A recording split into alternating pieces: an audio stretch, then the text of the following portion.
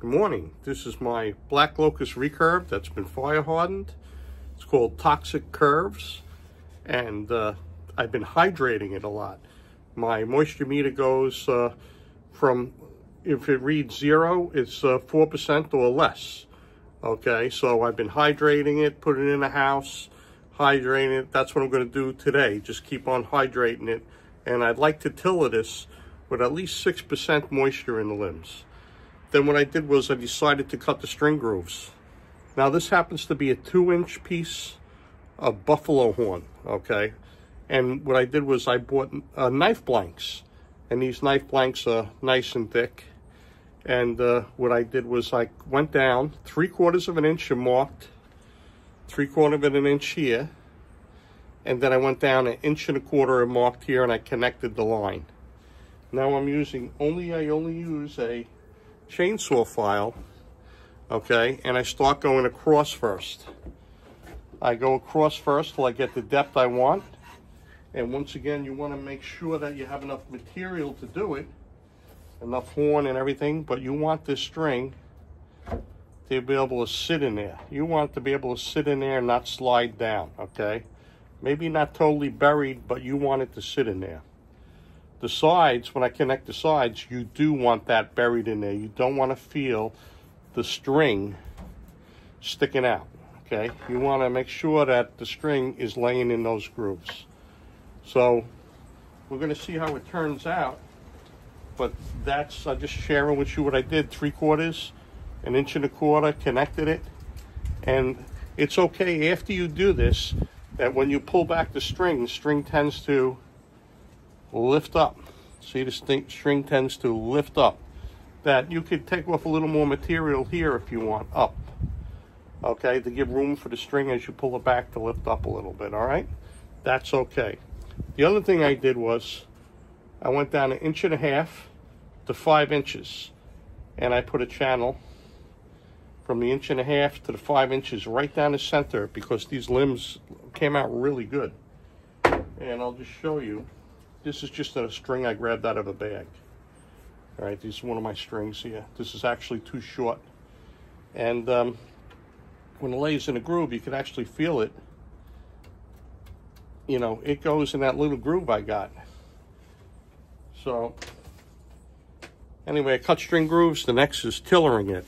But like I said, I'm not going to tiller this until I get like 6% moisture in here. So I'm just going to keep on wetting it down with a wet rag, and I'm going to leave it outside today and let it regain some moisture. And probably tomorrow, I would say, we're going to tiller it, and I hopefully it won't break. Hopefully I'll have this incredible black locust bow that was cut down from a living tree about 1.5 months ago or less, and I fire hardened it, and I'm able to shoot it, you know, take it to another level there. Black locust is another wood that would be acceptable. It would be cut down raw, trimmed, fire hardened, and shootable. Okay, we're going to see if we could, this is my experiment. We're going to see if it works out. Wish me luck. Next will be tillering. Okay, just to let you know, I have separate video on cutting string grooves. I have separate video on how to shape the handle and cutting a shelf in too.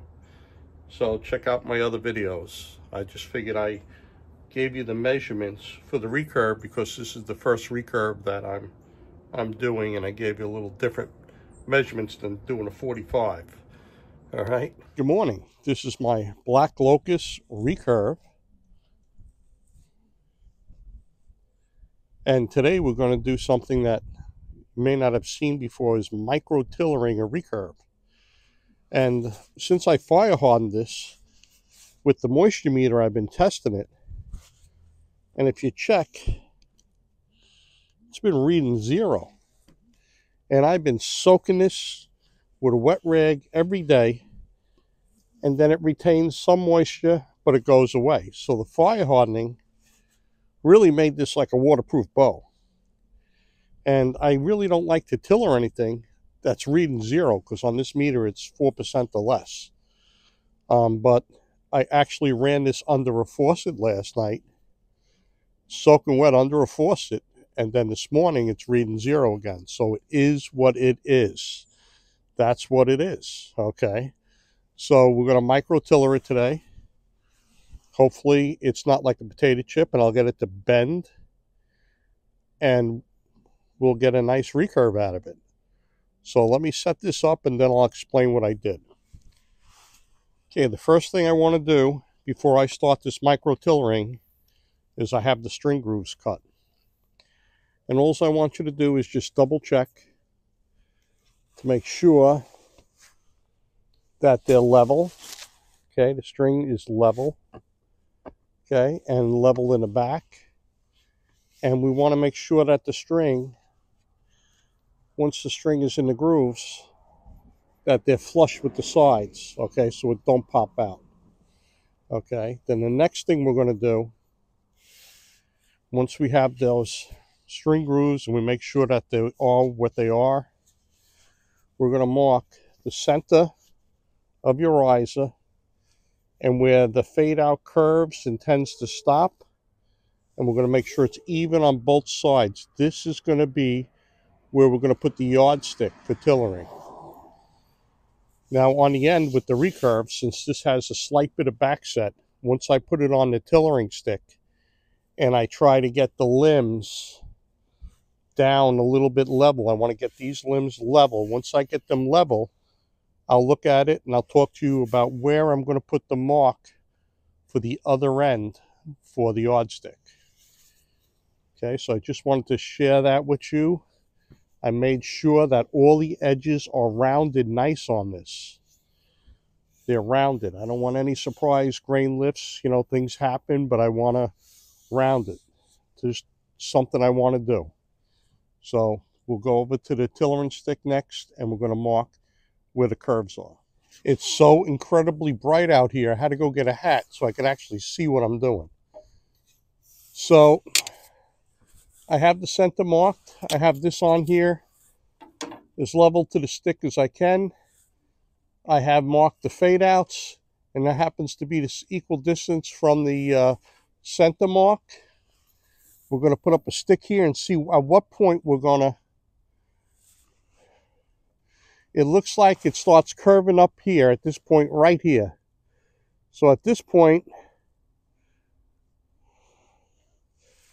I'm going to put a line, and let's see what happens to be the measurement for that line.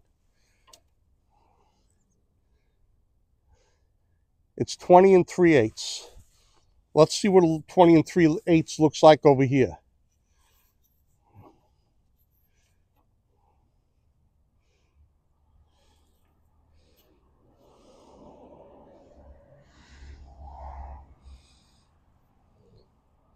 (23/8) is down further. It looks like it bends up a little bit more here. It looks a little different on this limb. This limb is a little different. I'm going to say this limb bends right about here. I would say there's a 1/2 inch difference in the bending of the limbs. Okay? But if we put a stick here to here, okay, we can see we're going to tiller it as it is, like this here. And we can see some material has to come off here. And if we put it from here to here, we see how this bend is here. Okay, this has got a nice arc with the exception a little bit here. Okay. And actually, I could set this back a little bit too. What do we have here for this? This one here is 19.5. This one here, 19.5 would be here.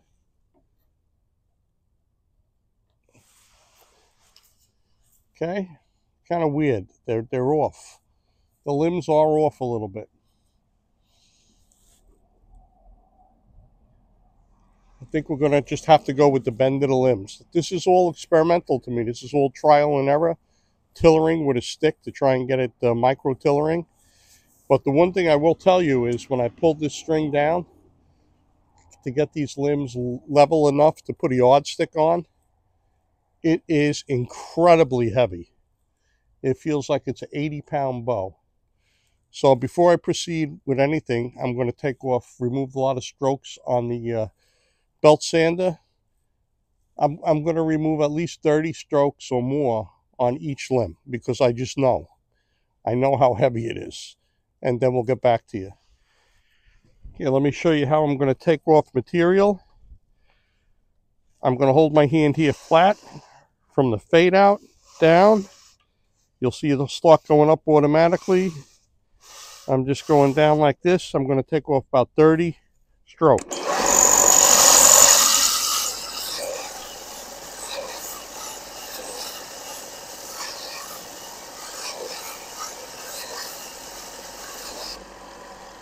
Okay, I did realize something. I took off about 30 strokes, and the belt isn't that aggressive, and it hardly took off any weight. I could tell it's really, really strong. But my mind's always going, and I'm thinking of what I'm going to do. And because the points where I have marked from the fade out aren't really equal. The bends are a little off. Maybe the bends are slightly off from the jig or just the way it is. So what I decided to do is I'm going to put the yardstick from the fade out to my marks to start. Okay? And I'm going to see where it needs to bend. Okay, this one here you can see. Let me move the camera over a little bit. You can see it's actually bending pretty good. There we go. I think that'll be a better angle. Look. This is kind of important. You see we have this here, and I have this mark here. This is where I have the mark, and it's bending pretty good. When you stand back, and we're going to come over here and look at this one to where I have the mark, and this one needs to bend a little more. Okay, a little more over here, and this is just the beginning stages. And what I realized is once I get the weight flexing better, as I remove weight here, one will bend more than the other. So for now, these rough marks I have will work out. Once I get it down where the weight feels like it's not 80 pounds and it's normal, I can actually change it to make it even. I can mark from the fade out equally, and by removing weight, I can get these curves to bend even, to get them bending even by removing weight. But at first, I want to get down to something reasonable, some kind of reasonable pull down weight. Not 80 pounds, like this feels really heavy.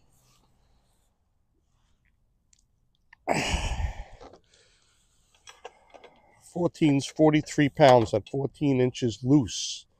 Loose. A lot of weight has to come off. Okay, this is what I came up with. I want these to be the same bend, best I could. So from the bottom to this here was 6 1/4 inches. Okay, to this line to the bottom of the groove was 6 1/4 inches. I marked the same spot from here to here, 6 1/4 inches. Okay, from the bottom cut to here is 6 1/4 inches. Okay, and as I shape the bow and sand the bow, I will get these to flex. So that point will be the yardstick point. So in other words, if I put the yardstick from here to here, I can get both of these limbs bending exactly the same way because I measured from the groove to here, the groove to here, and I know these are off of the center of the riser equally. Right? So that's the theory. That's how I'm proceeding forward now. And once again, it's a lot of weight. A lot of weight. So I got to take off. I took off 30 strokes, and it's not enough. I got to take off a lot more. Okay, I want to get the limbs the same thickness. So here's what we do.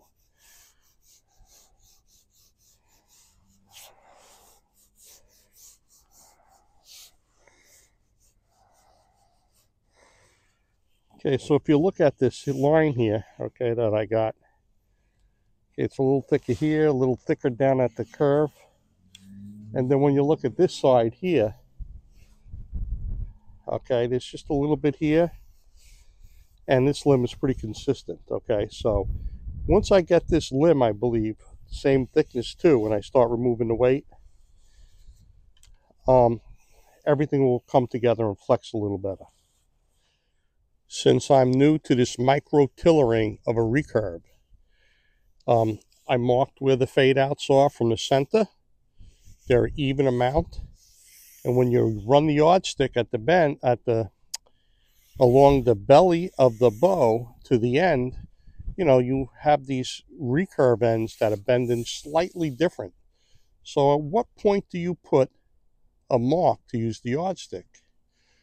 So when I looked at this, I went down from the bottom, the belly of the string cutout, 6 1/4 inches down. That happened to be where the midpoint like would be between the two limbs for bending, okay?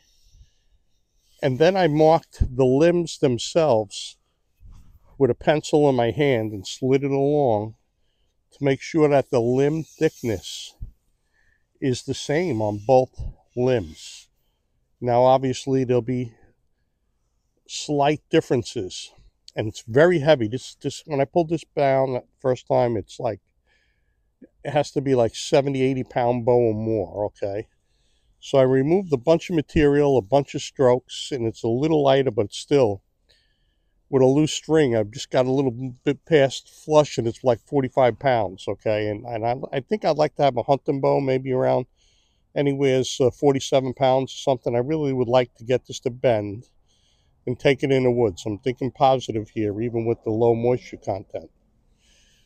So what I realized was, you know, my mind's always thinking is, one limb don't bend as much as the other, but if you're using a yardstick and you remove material, you will be able to get them to bend, to flex, the same with the yardstick.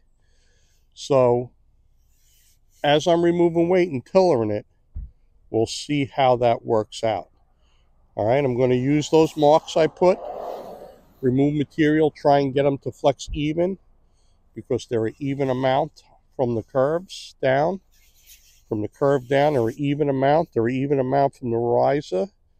And that's going to be my process. It may change, but this is micro tillering a recurve, and I never did that before. And this is how we're going to go approach it. Okay, using these marks that I discussed, we're going to start micro tillering from the fade out to that mark that happens to be 6 1/4 inches from the bottom of the string groove.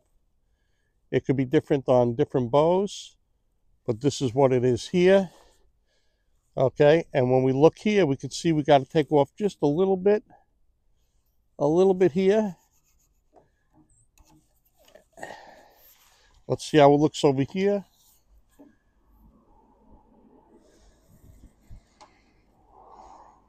Okay, now you can see we got to take a lot off here. Okay, we got to take a lot off here. Let's lay it up here again. So from here,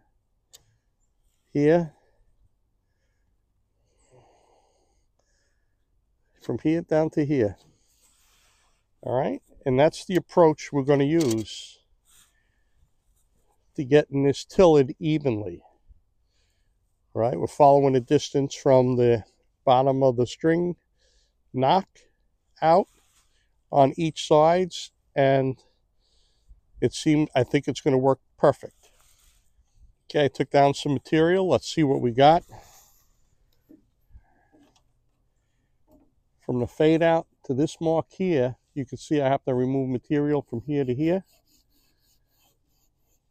Okay, to get it to bend more, because this is down from the line a little bit, so we got to remove some material here.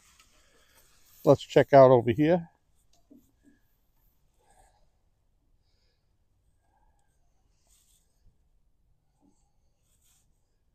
the bottom of the fade out to here. We're down a little here. We got to remove a little bit here.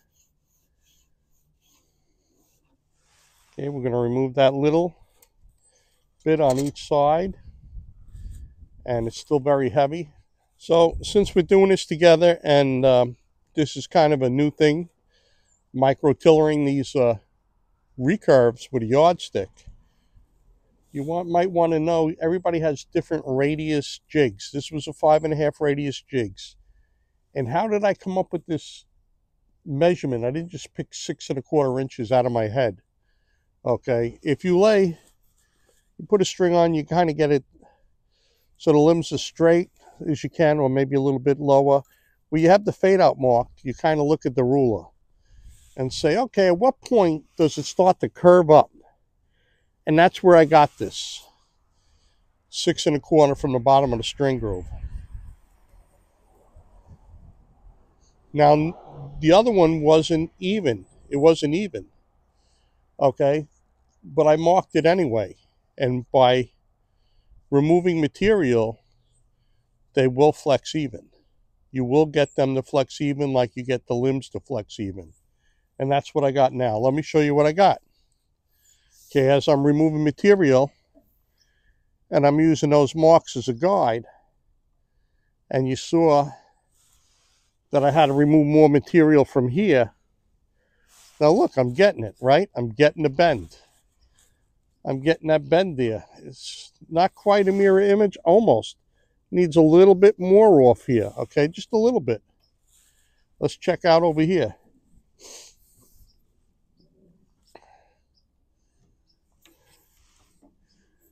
Okay, we got the mark here, and we got the mark here. And once again, this side here, you can see it needs the work. Okay, so I need the work over here again, okay, to get it to bend even. So that's the recurve approach. That's my recurve approach. Okay, let's see how the progression is coming along. We got it from the fade out to here. And when I step back, we're starting to get it. We're starting to get a nice bend, okay? Need a little bit more here. Okay. Start over here.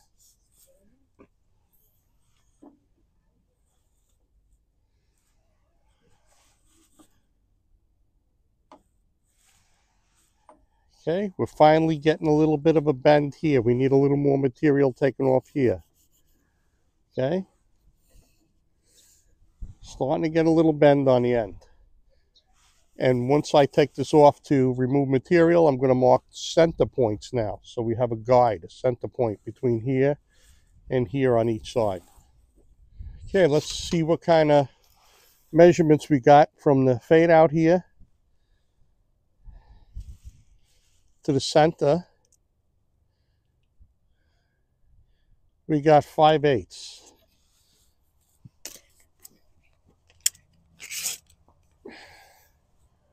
From the fade out to the end. Okay, we got a little better image going on here. We have very little. We have 3/8. So we're going to work on this limb to get this limb to bend a little more. And then once we get them to match, we'll move on. So we need a little bit more off here. Well, let's see. A little more. Okay, I went back and forth on this limb here to get it to bend as equal as that one. And I'll show you what we got.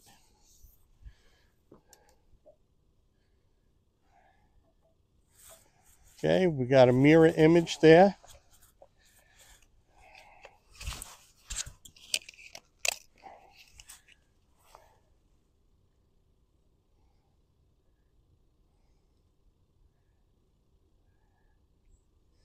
And what we have here is 5/8. Sorry, the sun is blinding me. It's really hard to see, even with the hat on.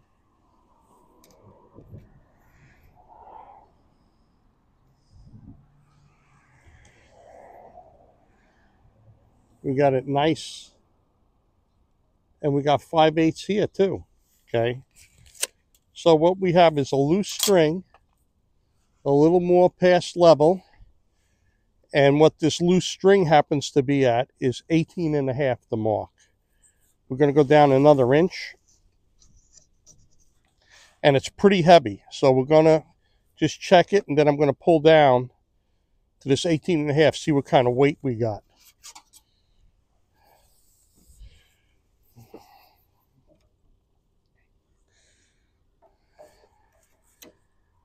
Okay, we still got that nice mirror image going on.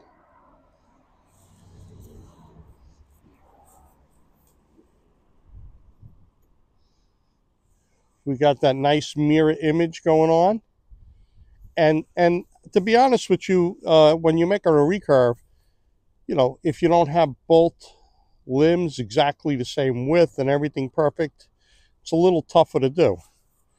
But this here, we both got mirror images going on. And this groove here, 19, which is in the middle of 18, we're going to see how many pounds we have.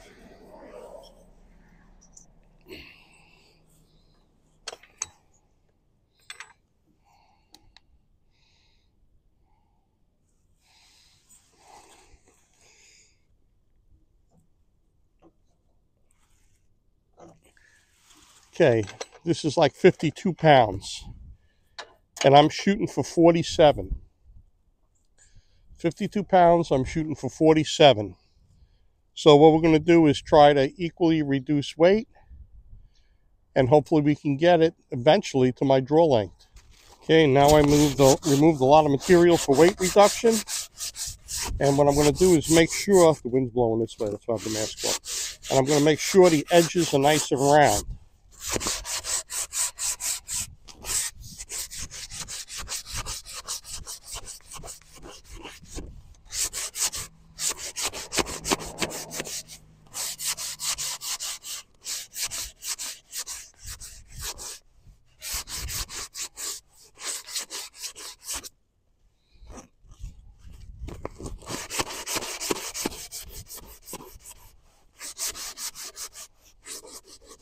And when we're done, I'm going to remark the lines because I'm doing the edges. And I want to be able to see right down to the edge where the lines are.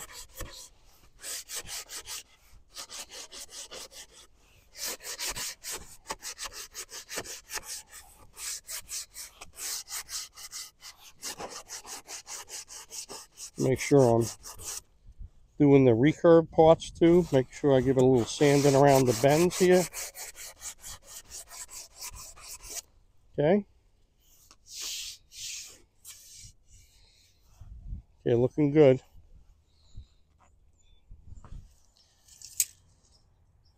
Okay, going back and forth, really about 45 times back and forth to get this to where I want it. Let's see what we got here.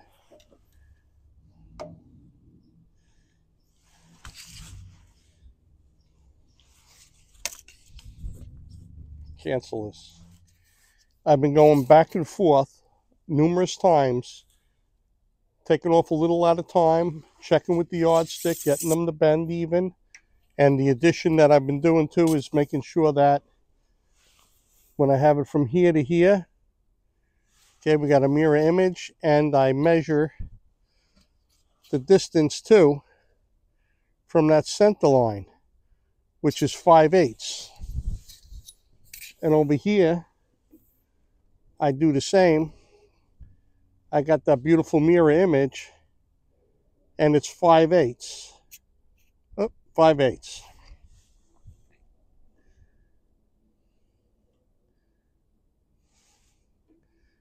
And there we go, 5/8. So what we're going to do is just drop it down another inch and see how it looks. So I'm almost getting to the point. It looks beautiful now. I'm almost getting to the point where the recurves are coming down. And that's the point where it's dangerous, where it could break, because you're using levers and putting pressure on the bow. And this is the first time that I got a raw black locust that was cut down a month and a half ago that's recurved, that I'm trying to make a shootable bow out of a raw stave. I successfully made long bows, but this is the first recurve. So we're at the point where anything can happen. But we're going to go down a little further. Going down another inch, 1 inch at a time. Just want to check out the bends as we go down. Okay, it's looking good. It's looking good, right? Beautiful bend.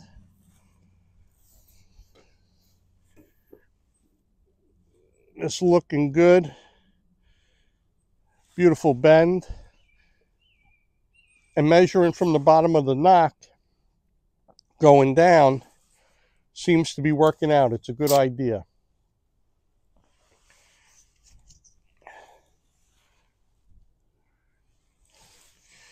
And now what we're going to do is we're going to see what the weight is. Let me go put it down. We're going to put it down to that 18.5 and see what the weight is.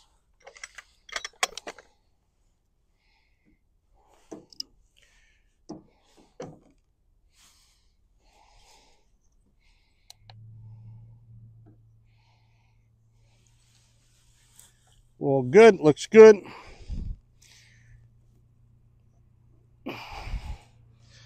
41, 44, 47 at 21.5. 47 at 21.5. So I did reduce a bunch of weight. Now that number 47.5, I have a long string. It don't mean much. All right, it don't mean much. That 21.5, I'll show you. Let me see. Okay, that 21.5 is what we're working for. Is to put a string on, a brace height on. And as you can see, it's not ready for a string yet. All right, so we do have to reduce some more weight, but we're getting there. All right, we have to get down to here. You know what I mean? So put a shorter string on. But okay, measured from the midpoints, they look the same. They're the exactly same distance. But when you stand back and look, you see it looks like this one is bending more than this one. Well, if you look at the limb thickness by the riser on this side, it's thicker. I have to look on the other side to see if it's angled differently. This side is a 16th inch thicker than this side, which means it was sanded on a bit of an angle, so I have to correct this. And we'll see if that'll make it bend a little more, make it look a little better. Okay, things you don't realize with a recurve. That's why I kind of like the fire-hardened longbows. They're almost as fast as the recurves, and there's no fussing around with them. When you get a string on these, and then you can really see, especially if you make thinner limbs, that the limb is out of whack, and you got to stop, and you got to heat it and try to correct the limb so the limb can bend and the string can be aligned. So that's where I'm at now. And I have a feeling after I'm done twisting it and shaping it, I'm going to make a youth recurve. It is what it is, you know. I'm going to stick to the fire-hardened longbows because you do get a lot of speed out of them. But I'm going to correct this and we're going to continue. Here we go. We're trying to correct that twist using leverage and heat and a heat gun. So I'm going to shut this off and I'll get back to you. Well, things don't always turn out as you plan. But with the twisted limb, you know, that slightly off twisted limb, I kept twisting it back and forth, took off a little material, make it level.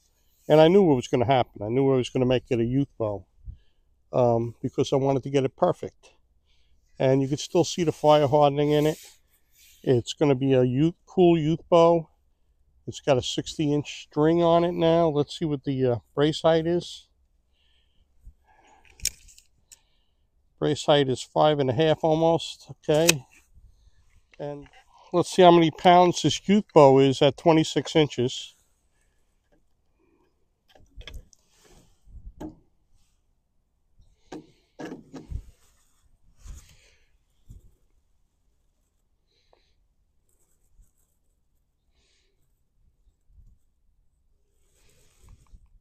24 pounds at 26 inches. 24, 26. Let me just check out the profile for a minute there.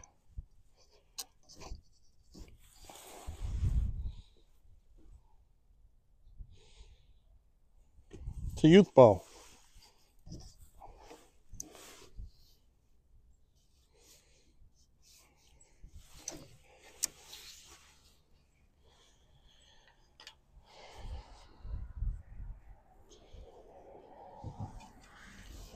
As I started to go down, I felt a little lift and I sanded it off. And I says, okay, if I keep on sanding it, going down, I'll be able to get a youth bow out of it. But I could see the grain lift is still here. So this bow won't be usable. So I wasted my time. Okay, just one more look at that little grain lift. Right? It's a learning experience. What are you going to do? Okay, that's why I'm not crazy about recurves. What started out to be was string alignment, taking off material. I knew it would be a youth bow. Pulling it down, I thought I felt a little roughness. Even though it's a growth ring, I felt a little roughness. I sanded a little bit. And I figured it was up here by the fade out. There wouldn't be a problem. And now when I just pulled it down to 26 and I felt it, you could see it. It lifted up. So that's the end of this. But can you make a shootable bow out of a black locust tree? Yeah, I have a long bow that I use, and the recurve. I guess a couple of things I learned. This is a short recurve. This is actually a 60-inch string on here. Okay, I guess I have to make a longer bow, little thicker limbs. So better luck next time. Okay, you know I got to pull it back and shoot it till it breaks. Let me just put my hat on backwards here.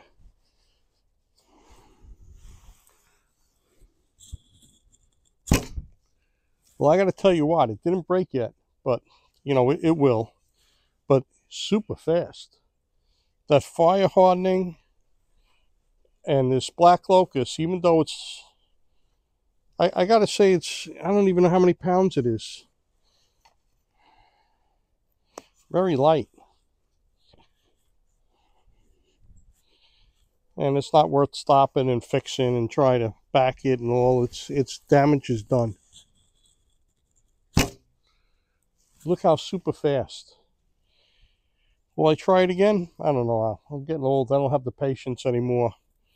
But I will fire harden black locust longbows because I love the one I have. I just figured a recurve would be faster, and I wanted to prove that you can make a recurve out of a newly cut tree, and I guess I accomplished that. So even though it's got a crack and it's going to bust, I did what I set out to do, is to prove that even a recurve, you could take one of these woods, you could fire harden it, you know, cut it down. This thing was cut down in like less than a month and a half, right? And it's made into a recurve, and it's a shootable recurve. Okay, super fast. Just the sad thing is that little bit of grain lift there ruined the bow. That's it, I'm done. Watch my other videos. I show the failures and success. You know, what's the point of showing all your successes and you got a million failures? Right? Like they say, if you're not making bows, you're not breaking bows. It's just, you know, and they always said, when you make a recurve, get a perfect piece of wood. And I used what I had. Twisted log, twisted stave, straightened it out. And I guess it just couldn't take the abuse. So maybe they are right about getting the perfect piece of wood to make a recurve. But failure? No, it's still a success. I did what I set out to do. Okay, now it's time to play. I take this lift there, this lift, And I sanded it off on the belt sander. Gonna just hit it one more time here with this.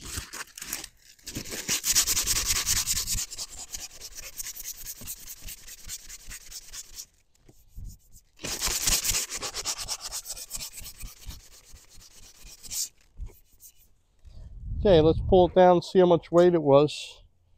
I'm pulling it back to my draw length at 26.5. Let's see what the weight was that I was shooting this at. Let me see what size do I have this. Here we go.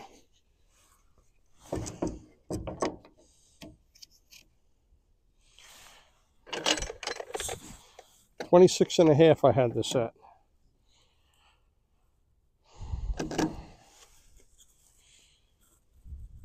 I didn't hear it break yet. Didn't crack me in the head yet.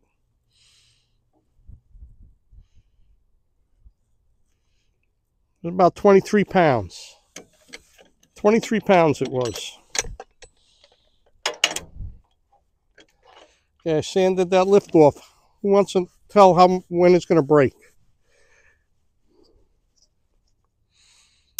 Oh, it's cracking now. There it goes. There it goes. I'm at 30 inches.